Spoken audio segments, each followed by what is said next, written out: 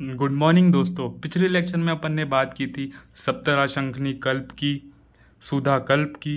इन सब कल्प की अपन ने बात कर ली थी। जो इसमें जो चैप्टर में लास्ट जो कल्प बचा है वो है दंती द्रवंती कल्प।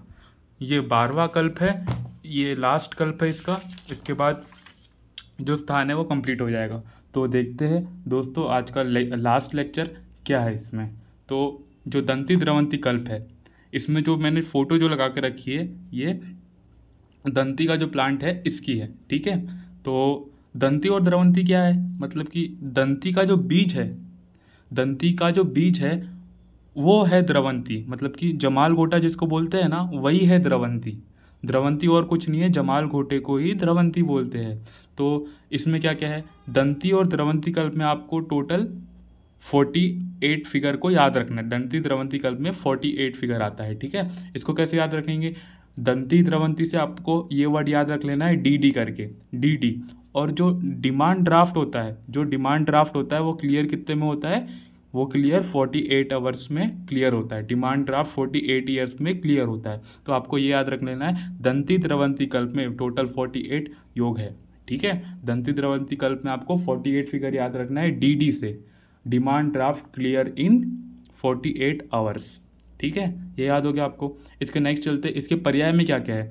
दंती को अगर अपन देखें तो दंती के जो पर्याय है, मैं सबसे पहले ये बता देता हूँ आपको। दंती की जो पर्याय है वो फर्स्ट क्या है, उदुम्बर पर्णी, निकुंभ और मुकुलक। उदुम्बर पर्णी, निकुंभ और मुकुलक। इसको अपन कैसे याद कर सकते हैं, जैसे कि जो दांत है, दंती से एक ऐसी दांत वाली फीलिंग आ गई, मतलब कि आपकी ऐसी मेमोरी बन जाएगी, दंती मतलब दांत, दंती दांत, दंती दांत। तो दांत से अपन इसको याद कर सकते हैं, दंती दांत। तो ऐसे जो ट्रिक मैंने बनाई है वो है कि उसने निकाला मेरा, मतलब कि अगर किसी की दाढ़ वगैरह खराब हो जाती है तो उसने निकाला मेरा। तो उसने से आपको क्या याद कर लेना है, उदुम्बर पर्णी, निकाला से निकुंभ और मेरा से मुकुलक। उदुम्बर पर्णी, निकुंभ और मुकुलक। उदुम्बर पर्णी, निकुंभ और मुकुलक, ये है दंती के पर्याय। ये आपको याद हो गया। कैसे मैंने याद करा आपको, उसने निकाला मेरा, उसने निकाला मेरा दाढ़। ठीक है, तो इससे आपको याद रख लेना है उदुम्बर पर्णी, निकुंभ और मुकुलक। ये याद हो गया, दंती का पर्याय याद हो गया। अपन को इसके बाद क्या याद करना है, द्रवंती के पर्याय। द्रवंती के पर्याय में क्या क्या आ जाते हैं, चित्रा, न्योग्रादी, न्योग्राधी, मूशिक, मूशिक पर्णी और मूशिक हया। ठीक है, चित्रा, न्योग्रादी, मूशिक पर्णी और मूषक हया। तो इसको कैसे याद कर सकते हैं, जैसे कि मैंने जो ट्रिक बनाई है वो देखो। जो ये जो साइंटिस्ट है, ये इसका नाम चित्रा है। इसने क्या किया, एक नई दवाई बनाई, एक नई दवाई बनाई और उसका ट्रायल किस पे किया, मूषक और मूषिका पे। मतलब कि मूषक मान लो एक पुल्लिंग है और मूषिका स्त्रीलिंग है। तो जो जैसे कि जब टेस्टिंग्स वगैरह होती है, जो लैब टेस्टिंग्स वगैरह होती है, सबसे पहले छोटे एनिमल्स पे की जाती है, उसके बाद बड़े एनिमल्स पे की जाती है। तो मैंने जो ये जो लैब जो साइंटिस्ट है इसका नाम चित्रा रख दिया। तो चित्रा ने एक नई दवाई बनाई, तो नई से आपको न्योग्रादी याद कर लेना है, नई से न्योग्रादी याद कर लेना है। उसने किस पे ट्रायल किया उसका, उसको उसने किया मूषिक, मूषक पे और मूषिका पे, मूषक पे और मूषिका पे। तो देखो, मूषक, मूषक आ गया, मूषक पर्णी आ गया और मूषिका हया आ गया। तो हया मतलब क्या होता है, मर गई। तो जो मूषिका थी वो मर गई। ठीक है, तो आपको कैसे याद करा दिया मैंने, जो चित्रा नाम की जो साइंटिस्ट थी, चित्रा ने एक नई दवाई बनाई, चित्रा ने एक नई दवाई बनाई, उसको उसने मूषक और मूषिका पे इस्तेमाल किया। चित्रा ने एक नई दवाई बनाई, उसने उसको मूषक और मूषिका पे इस्तेमाल किया। तो चित्रा, न्योग्रादी, न्योग्रादी, मूषिक पर्णी, मूषिक हया। ठीक है, इतना याद हो गया आपको। इसके नेक्स्ट स्लाइड पे चलते हैं। इसके गुण क्या क्या है। इसके गुण में सबसे पहले आता है तीक्ष्ण, उष्ण, आशुकारी, विकासी और गुरु। तो ये आपको याद रख लेना है, तीक्ष्ण है, उष्ण है, आशुकारी है, विकासी है और गुरु है। देखो, ये अब विरेचन करवा रहा है तो गुरु तो होना ही चाहिए, आशुकारी और विकासी तो होगा ही। ठीक है, तीक्ष्ण और उष्ण भी है। उष्णता से क्या होगा, वो जल्दी जल्दी फ्लो नीचे की ओर कर देगा। ठीक है, तो द्रवंती जो है, दंती द्रवंती जो है वो जमाल गोटा है, जो कि विरेचन कराने के अपन को काम में लेंगे अपन इसको विरेचन कराने में, इसलिए वो गुरु है। विकासी है, आशुकारी है, तीक्ष्ण और उष्ण भी है। ठीक है, इसके बाद जो लाइन आ जाती है बहुत इंपॉर्टेंट है, तयोर मूलानी संग्रह स्थिराणी बहलानी च। तयो मूलानी संग्रह मतलब इसके मूल को अपन को संग्रह करना है, इसके मूल का संग्रह करना है जो कि बहल हो, जो कि बहल हो मतलब कि बहल और स्थिर हो।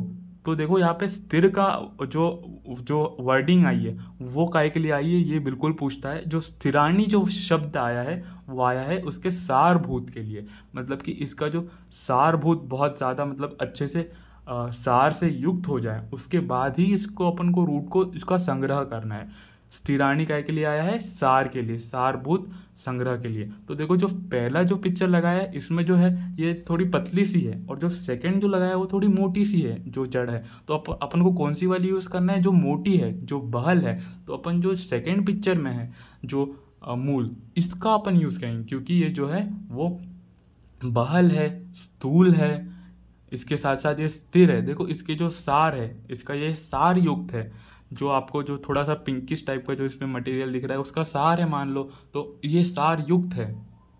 इसमें जो सार है ये सार युक्त है। तो अपन जो सेकंड वाली पिक्चर है उसकी जो जड़ है उसको यूज़ करेंगे। इसके नेक्स्ट स्लाइड में आ जाते हैं। इसके नेक्स्ट स्लाइड में इसके प्रयोजांग को अपन को याद रखना है। इसके प्रयोजांग को मैं आपको कैसे याद करवाना चाहता हूँ, दंती, दंती का जो प्रयोजांग है वो है हस्ती दंत सम मोटा श्याम वर्ण की मूल का संग्रह करना चाहिए। तो हस्तिदंत की उससे तुलना की गई है, मतलब कि हस्तिदंत जितना मोटा होता है, देखो मैंने यहाँ पे पिक्चर लगाई है, हस्तिदंत जितना मोटा होता है उतना ही मोटा अपन को उसकी जो मूल है वो उसका संग्रह करना है, और वो श्याम वर्ण की मूल का होना चाहिए। देखो यहाँ पे जो मूल दिख रही है वो तो हस्ती के दंत की आकार की है, मतलब उतनी ही मोटी है, और वो श्याम वर्ण की। तो मैं आपको याद करवाना चाहता हूँ, जो दंत आपको मैंने दंती से दंत याद करवाया था तो हस्ती दंत तो आ गया, लेकिन जो हस्ती का दंत है, मतलब कि जो लड़की है इसके जो दांत दिख रहे हैं आपको वो ब्लैक कलर के दिख रहे हैं। तो जो श्याम वर्ण के है, हस्ती के दांत कैसे है, श्याम वर्ण के, हस्ती के दांत श्याम वर्ण के, इसका अपन को संग्रह करना है। तो दंती में जो है वो कैसे तुलना की है, हस्ती दंत सम, हस्ती के दंत के जैसा मोटा और श्याम वर्ण के मूल का संग्रह करना चाहिए। इसके बाद आ जाते हैं अपन द्रवंती पे।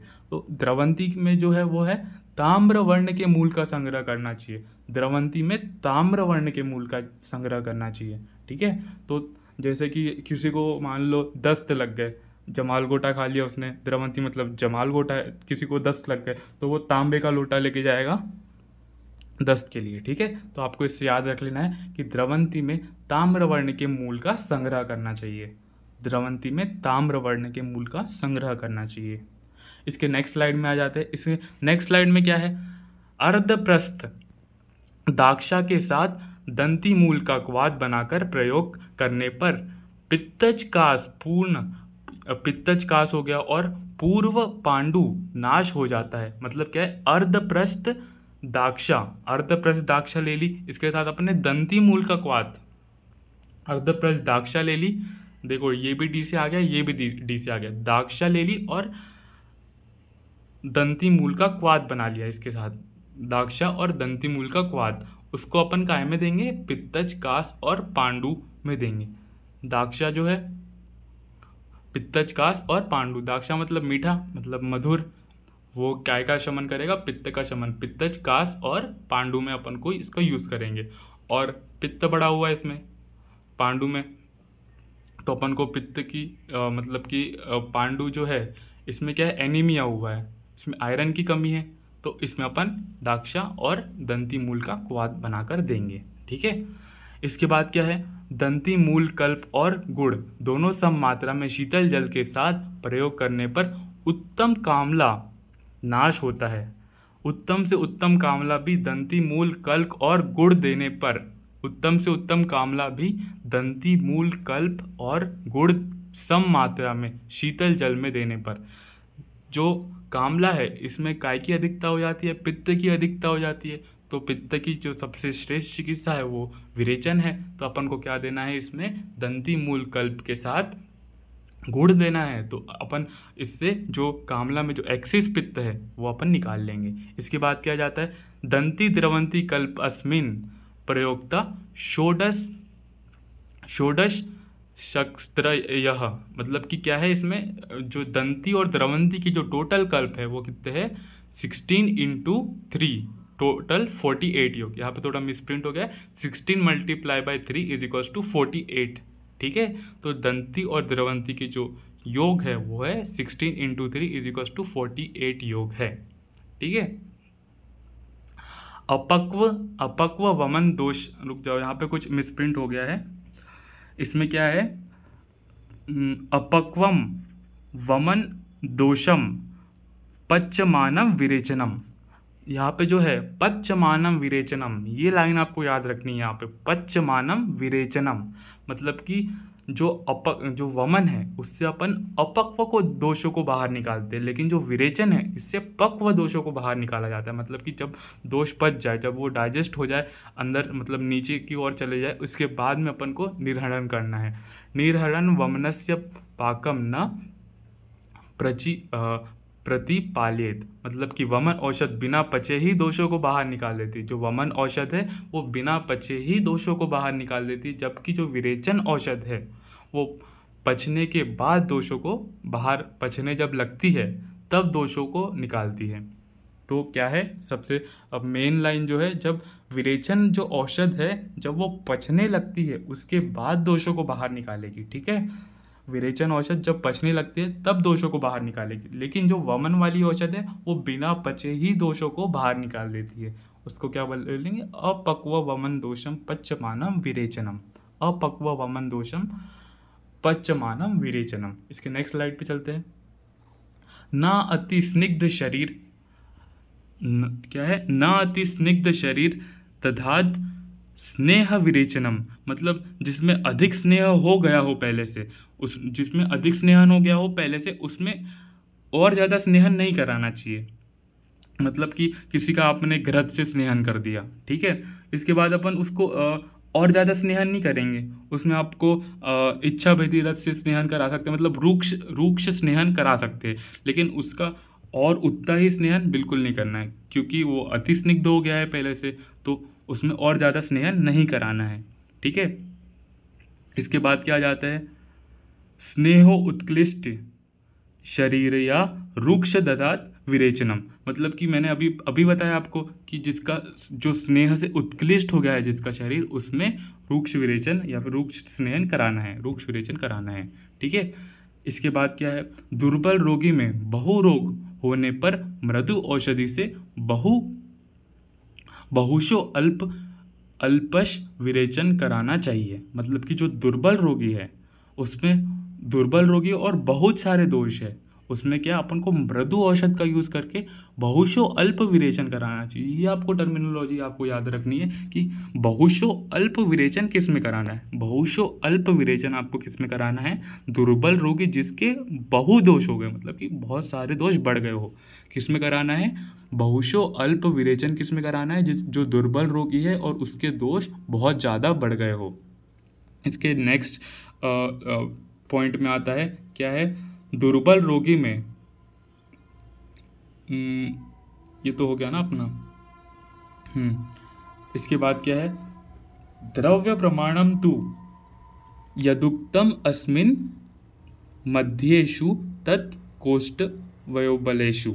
ठीक है, तो कल्प स्थान में विधिवत औषध योग में जो कर्ष फल आदि जो द्रव प्रमाण बताए गए हैं वो किसके लिए है, मध्य कोष्ठ, मध्य वय और मध्य बल वाले व्यक्ति के लिए बताए गए हैं। मतलब कि जो इसमें जो अभी तक के अपन ने जितना पढ़ लिया, कल्प स्थान जो अपन ने पूरा अभी तक के कंप्लीट कर लिया, ये बस लास्ट था। कल्प स्थान में अपन ने जितनी भी औषधियाँ पढ़ी, मतलब कि जितने भी योग पढ़े, जो कि कर्ष प्रमाण मात्रा जिसकी थी, कर्ष प्रमाण मात्रा जिसकी बताई गई थी,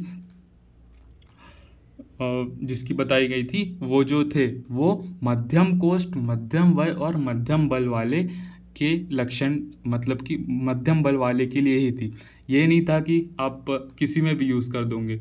यहाँ पे इसने इनमें स्पेसिफाई किया है कि वो मध्यम कोष्ठ, मध्यम वय, मध्यम बल वाले पुरुष के लिए ही वो मात्रा थी। ठीक है, जो कर्ष फल मात्रा जो थी वो मध्यम वय, मध्यम कोष्ठ, मध्यम बल वाले के लिए थी। ठीक है, और ठीक है दोस्तों, यहाँ पे अपना कंप्लीट हो जाता है।